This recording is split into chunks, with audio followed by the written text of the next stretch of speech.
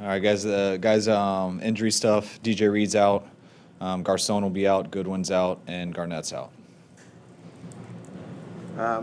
In terms of Marquise, respecting his privacy, but he did meet with you yesterday. Is there anything you can tell us about how it went and just his prognosis? Yeah, he's going through some serious things that have happened. I think, I'd like to let him tell him and not me, unless he tells me he wants me to. But family concerns and things like that. So real stuff, and he's having a real tough time with it, which is understandably so. So he tried to come in yesterday and came to a meeting, and I met with him after, and we talked for a while, and he just didn't seem like he was in a good spot.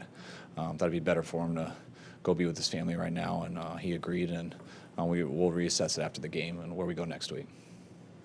As far as Pierre, does he seem to be getting closer to a point where he'll be able to play, like maybe next week? Yeah, P's there if needed. He's I don't see it getting a lot better right now. But, we haven't had to put him on IR in the situations we're in. We just haven't been forced to. And with Marquise being down and stuff, and seeing how the rest of this year goes, he's there if we need him. And he'd have to battle through some stuff, but it's been very tough for him to practice and things like that. And without him practicing these number of weeks, we don't think it's right to put him in the game. Is an option activating Dunbar from practice squad so you have 5 guys? Dunbar pulled his hamstring last week in practice, so he's not an option. We still have Bolden, but that is a case. If we ever did go forward and IR Pierre or let someone else go, but we also are getting other people up at other positions. So to do that, it helps to go short at receiver. Just keep your fingers crossed with the receivers. Is the plan at safety to start Exum at free? That's a secret. Can't tell you. Sorry. Matt Breida's had a pretty incredible season so far, and he played a lot through injury.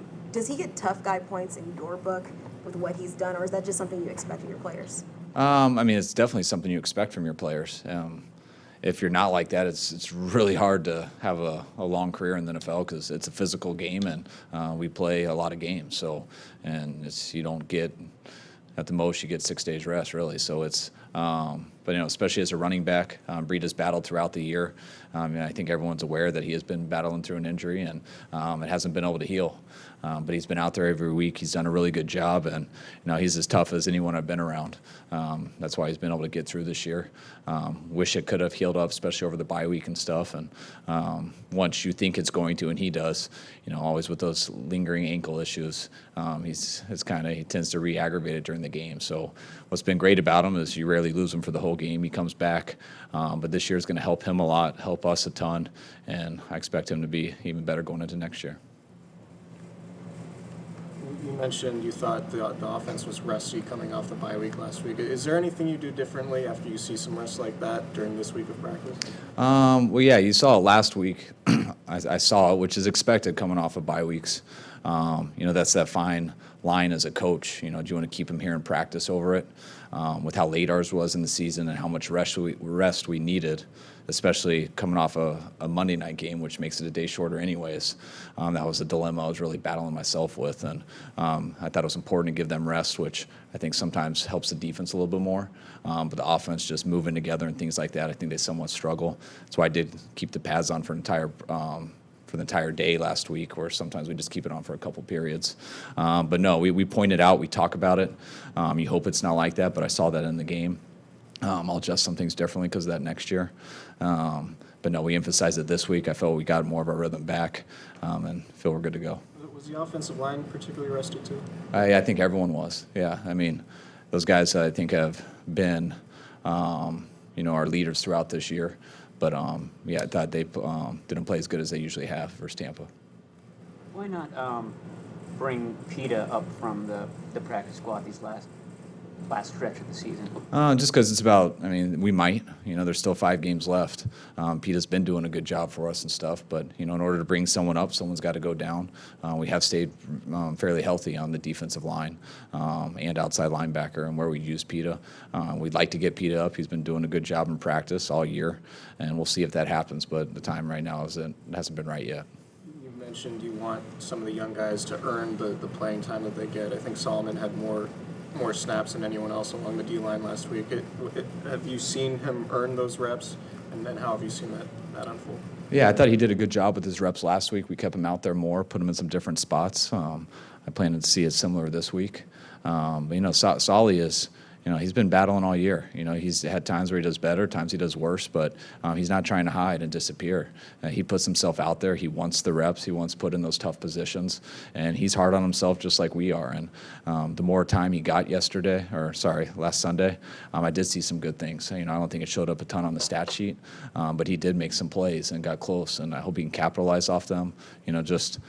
You watch body movement and how guys react to blocks and things like that, and I do think he's getting better each week. And I thought, I know I personally saw that last Sunday, and you always get better or worse, and I expect him to be better over Seattle. What can you do as a coach to sort of try to help a player gain confidence? You try to put them in situations that they're good at. That's what we do try to do with Solly. You try to put him in spots where he can excel in the run game in certain spots, and certain spots where he can excel in the pass game. That's sometimes that's what we have done the most with him. I think one thing going forward, I'd like to see him more just at one spot, which can be tougher for him because he's going to be in some situations when you do that aren't really ideal for him. But I want to see him fight through it and see if he gets better or worse at it, and just see where he's at. And I think as the rest of this year goes, I think you'll see more of that. You're talking about putting him inside and running situations? Yeah, everywhere. I'd like to see him in one situation, at one spot in all situations, so you can see what his strengths and weaknesses are, which we have a good idea at. That's why you always try to put guys in the ideal situation for themselves. That's why you see him move around a lot. But I think at this point, it's not about what you see in practice and stuff. I want to throw him out there more and let him work through some of that stuff. And kind of like what I said similar with Dante, with Marquise going down, he was out there the whole game last week, and not all of it was great. But when he did mess up and do some things that he wasn't quite ready for, the neat thing about it was, things he maybe struggled with in the first quarter, I saw him correct it in the third quarter. And that's experience that can help. That's usually stuff you like to do, and you don't want to have to have to put guys out there to fail in order to get better at something. But sometimes that's what it takes. And the situation we're in now, as long as they've earned the spot where they deserve to be like that, guys like Pettis, guys like Solly, I think that's the time of the year that I'm okay with, because I think that's the best thing for our team and organization right now and going into next year. That's good. Sweet. All right, guys. Thanks for coming.